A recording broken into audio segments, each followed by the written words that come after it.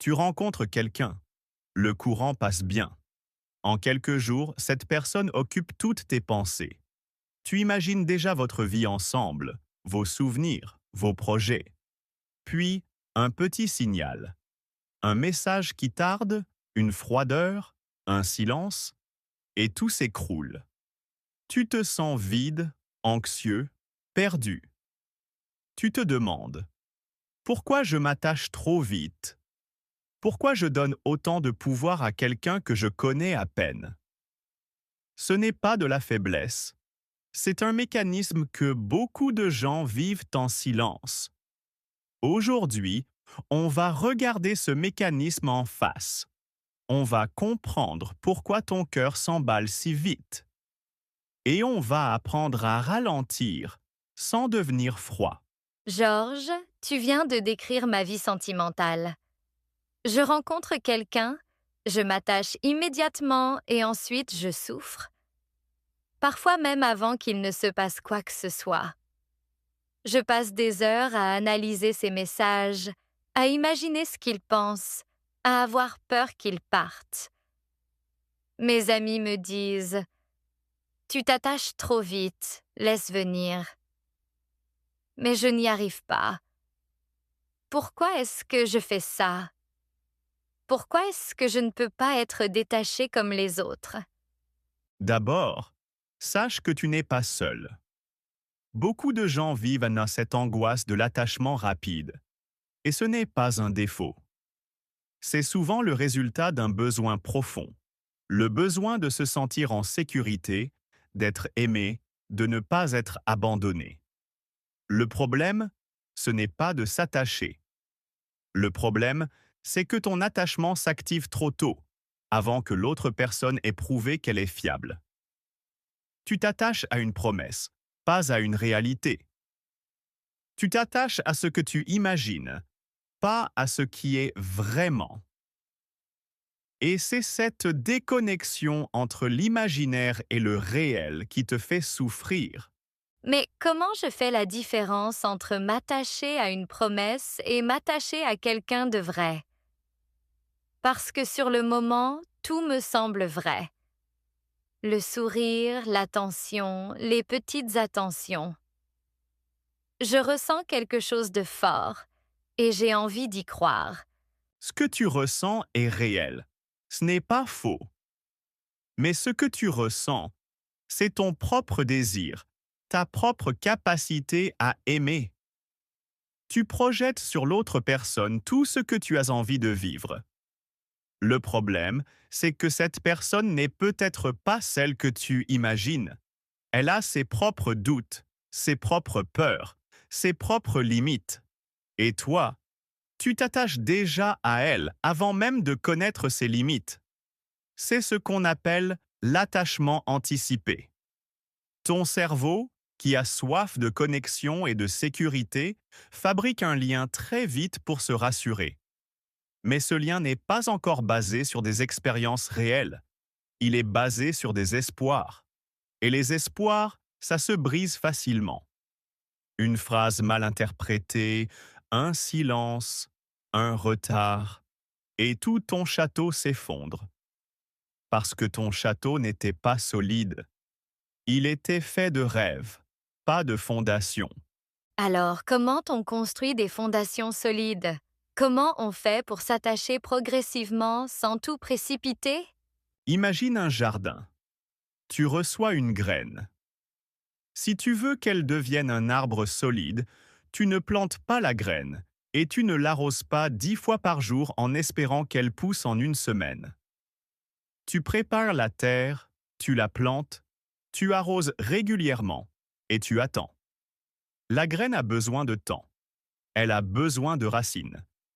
Si tu tires sur la pousse pour qu'elle grandisse plus vite, tu l'arraches. Une relation, c'est pareil. L'attachement, c'est une racine. Ça ne se force pas. Ça ne se précipite pas. Ça pousse avec le temps, avec les expériences partagées, avec la confiance qui se construit petit à petit. Si tu t'attaches trop vite, tu veux que la racine pousse en un jour. Mais cette racine est fragile. Elle casse au premier vent. Ceux qui s'attachent lentement ne sont pas moins amoureux. Ils sont plus réalistes. Ils laissent le temps faire son travail. Mais moi, je me dis que si je m'attache vite, c'est parce que mes sentiments sont sincères. Est-ce que s'attacher lentement, ce n'est pas aimer moins? C'est l'erreur la plus commune. On confond intensité et profondeur. L'attachement rapide est intense, mais souvent peu profond. C'est comme un feu de paille. Ça brûle très fort, très vite, et ça s'éteint aussi vite. L'attachement lent, lui, est comme un feu de bois. Il met du temps à s'installer, mais il dure des heures. Et il réchauffe vraiment. Aimer plus fort, ce n'est pas s'attacher en 3 jours. C'est construire quelque chose qui résiste aux tempêtes. Et ça demande du temps.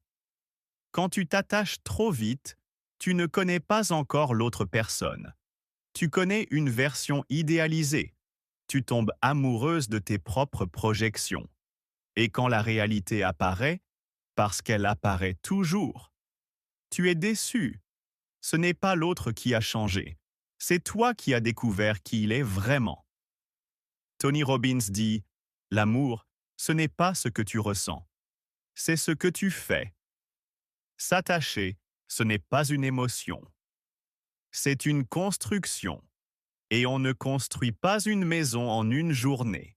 Est-ce que la science explique pourquoi certaines personnes s'attachent plus vite que d'autres? Oui, il y a une théorie très connue, la théorie de l'attachement, développée par John Bowlby et Mary Ainsworth.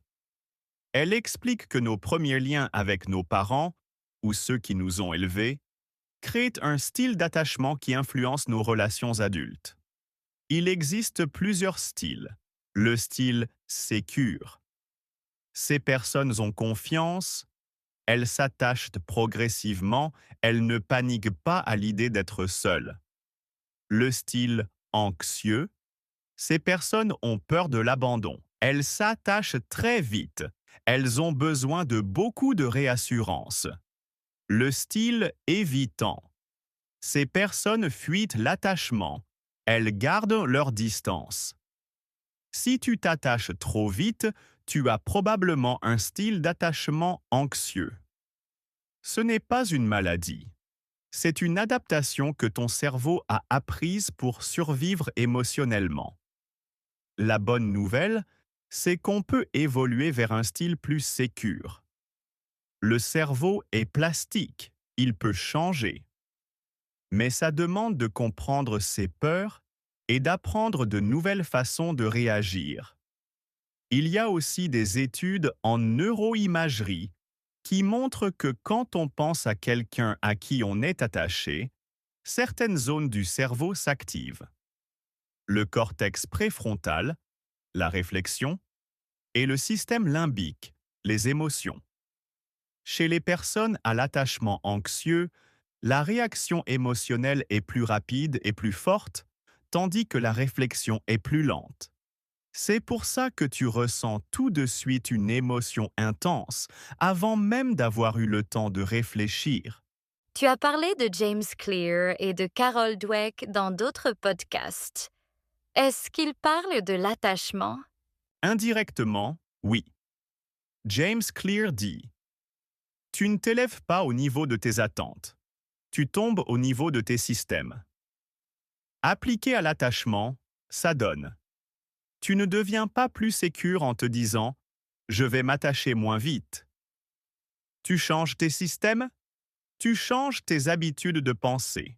Tu changes la façon dont tu réagis aux messages. Tu changes la façon dont tu passes ton temps seul. Ce sont des systèmes. Carol Dweck dirait « Un état d'esprit fixe te fait croire que ton style d'attachement est une identité figée. Je suis quelqu'un qui s'attache trop vite. Point. Un état d'esprit de développement te dit « Je peux apprendre à m'attacher différemment. » C'est une différence énorme.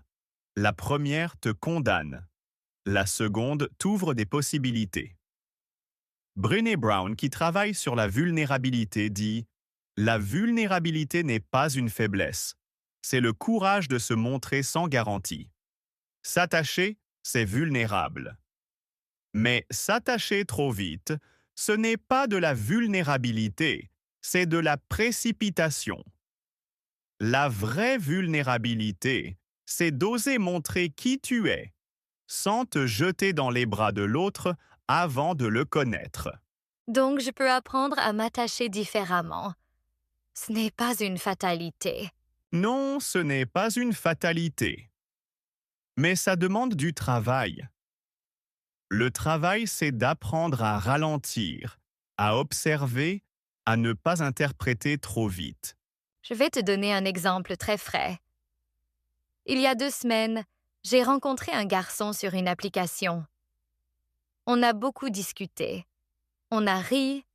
On s'est vu 2 fois. Dès le premier soir, je l'imaginais déjà comme mon copain. Je regardais mon téléphone toutes les 5 minutes. Quand il mettait 2 heures à répondre, je paniquais. Finalement, il m'a dit qu'il n'était pas prêt pour une relation. J'étais dévastée. Pourtant, je ne le connaissais presque pas. Décomposons cet exemple. Qu'est-ce qui s'est passé? Tu t'es attaché à une personne que tu ne connaissais pas vraiment. Tu t'es attaché à l'idée d'une relation, pas à la réalité de cette personne. Pourquoi? Peut-être parce que tu avais très envie d'être en couple, peut-être parce que tu avais peur de rester seul, peut-être parce que ces premières attentions ont réveillé un besoin profond de sécurité. La conséquence, c'est que tu as souffert, comme si tu avais perdu quelqu'un d'important. Mais tu n'as pas perdu quelqu'un d'important. Tu as perdu une illusion. La douleur est réelle, mais sa cause est une projection. Si tu avais pris le temps de le connaître vraiment, tu aurais peut-être découvert qu'il n'était pas fait pour toi, et tu n'aurais pas souffert. C'est dur à entendre, mais c'est vrai. Je souffre plus de l'abandon d'une illusion que de la perte d'une vraie relation. Exactement. Et c'est pour ça que comprendre le mécanisme est important. Quand tu réalises que ta souffrance vient de tes projections, tu peux commencer à les désamorcer. Donne-moi une méthode concrète pour arrêter de m'attacher trop vite. J'ai besoin d'étapes. Voici une méthode en 8 étapes. Je l'appelle la méthode ralentir. R. Reconnaître le pattern. La première fois que tu rencontres quelqu'un qui te plaît, dis-toi « Attention, mon cerveau anxieux va vouloir s'attacher tout de suite. » C'est un pattern connu. Rien que de le nommer, tu crées une distance. A. Attendre avant d'idéaliser. Ne construis pas d'histoire dans ta tête pendant les premiers jours. Pas de « et si on allait vivre à la campagne ?» Pas de « il est parfait ». Reste dans le présent. Dis-toi « je ne le connais pas encore. Je ne sais pas qui il est vraiment. » L. Limiter le temps de penser. Quand tu sens que tu commences à trop penser à la personne, fixe-toi une limite. Je m'autorise 10 minutes à y penser, puis je fais autre chose. Utilise un minuteur si besoin. Ne laisse pas tes pensées occuper toute ta journée. Écouter les faits, pas les fantasmes. Demande-toi, qu'est-ce que je sais vraiment de cette personne? Pas ce que tu imagines, pas ce que tu espères. Les faits. Les messages qu'il t'a envoyés, ses actions, ses paroles. Si les faits sont peu nombreux, c'est que tu ne peux pas encore t'attacher. N. Ne pas tout interpréter. Un message qui tarde, ce n'est pas forcément un désintérêt. Une blague maladroite, ce n'est pas forcément un manque de respect. Arrête de chercher des signes cachés. La plupart du temps, les gens sont juste des gens. Ils ont leur vie, leurs humeurs. T'occuper de toi. L'attachement rapide vient souvent d'un vide intérieur. Si tu as peur d'être seul, Tu vas t'accrocher à n'importe qui. Remplis ta vie de choses qui te plaisent, seul. Plus tu es bien avec toi-même, moins tu as besoin de t'attacher vite à quelqu'un. 1. Imposer un rythme. Décide à l'avance. Je ne vais voir cette personne qu'une fois par semaine pendant le premier mois. Je ne vais pas lui envoyer plus de 3 messages par jour. Un rythme lent protège ton attachement. Il laisse le temps à la réalité de s'installer. R. Respirer avant d'agir. Chaque fois que tu as envie d'envoyer un message, de déclarer tes sentiments, de faire un grand geste, respire 3 fois. Demande-toi, est-ce que c'est nécessaire? Est-ce que c'est trop tôt? L'impulsion passera. Cette méthode me parle. Mais selon les situations, c'est différent. Par exemple, si la personne me dit des choses très romantiques tout de suite, ou si je me sens seule après une rupture, ou si j'ai peur de la perdre. Prenons chaque scénario.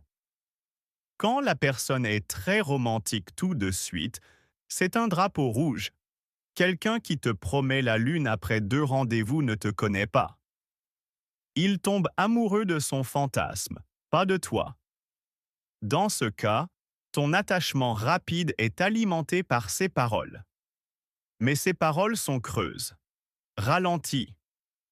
Dis-toi, les paroles sont faciles. Les actes, eux, prennent du temps. Quand tu te sens seul après une rupture, ton cerveau cherche à combler le vide. N'importe qui te montre un peu d'attention peut devenir l'objet d'un attachement intense. Ce n'est pas de l'amour, c'est de la dépendance affective. La solution, avant de te relancer, prends du temps pour toi. Remplis ton propre vide. Sinon, tu vas répéter le même schéma. Quand tu as peur de perdre la personne, c'est souvent la peur de l'abandon qui parle. Cette peur te fait t'accrocher plus fort, comme si t'accrocher empêchait l'autre de partir. Mais en réalité, plus tu t'accroches, plus l'autre a envie de s'éloigner. La solution? Accepte que tu ne contrôles pas l'autre. Il peut partir, quoi que tu fasses. L'attachement ne retient personne.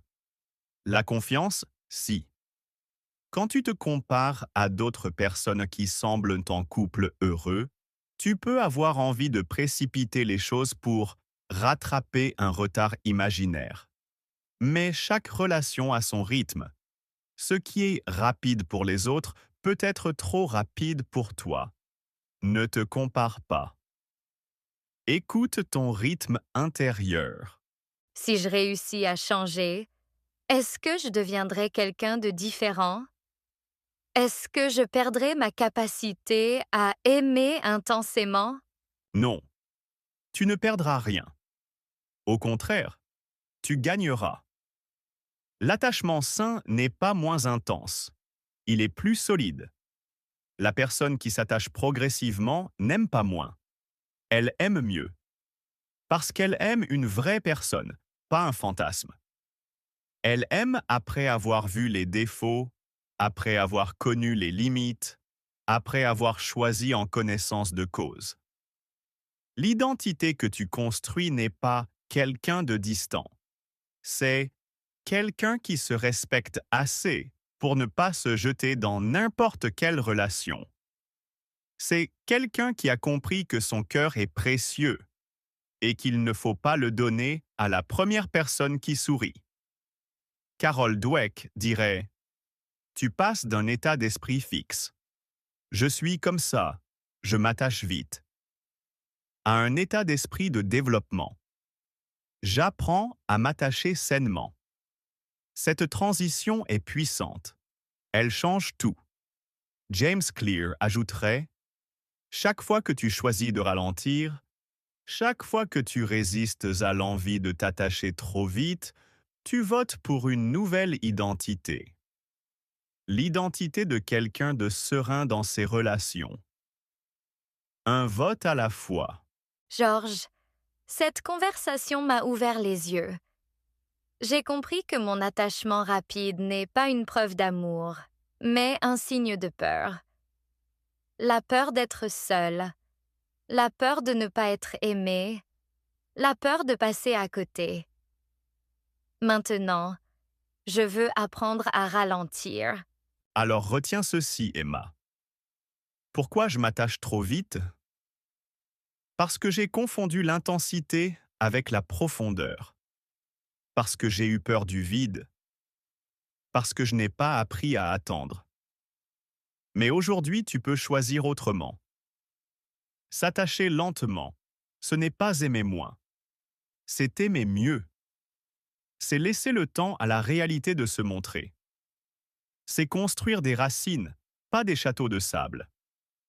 La prochaine fois que ton cœur s'emballe, souviens-toi. Tu as le droit d'attendre. Tu as le droit de ne pas savoir. Tu as le droit de protéger ton cœur sans le fermer. La lenteur n'est pas une faiblesse. C'est une force. Parce que ce qui pousse lentement tient souvent beaucoup plus longtemps. Je vais essayer. La prochaine fois que quelqu'un me plaît, je vais appliquer ralentir. Je vais respirer, attendre, observer. Je vais construire des racines, pas des rêves. Fais ça, et tu verras. La personne qui restera ne sera pas effrayée par ton rythme. Elle sera rassurée par ta solidité. Et c'est tout pour l'épisode d'aujourd'hui. Merci beaucoup d'avoir écouté. Si vous avez aimé cet épisode et appris quelque chose de nouveau, n'oubliez pas d'appuyer sur le bouton like et de vous abonner à la chaîne. Votre soutien nous aide à créer des leçons encore plus utiles pour vous. Restez motivés, continuez à pratiquer et on se retrouve dans le prochain épisode. À bientôt!